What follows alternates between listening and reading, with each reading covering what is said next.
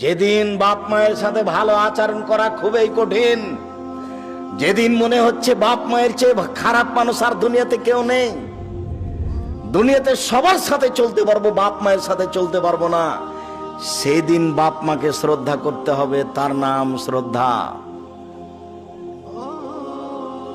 আল্লাহ বলতে বলতে এই পর্যন্ত বলছেন, ফালা তাকুল্লাহুমা উফিন, এই শব্দটা বলতে পাবা না।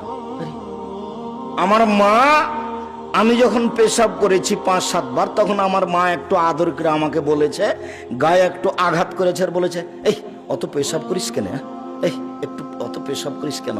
আমার মায়ের সেদিন আদর ছিল। এখন আমার মা আমার কোলে, আমি একদিন ছিলাম আমার মায়ের কোলে, এখন মা আমার কোলে।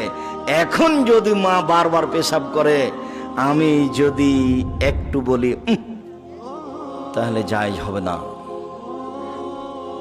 আজকে আমার সম্মান করে এরকম সুযোগ নেওয়ার কোনো সুযোগ নেই।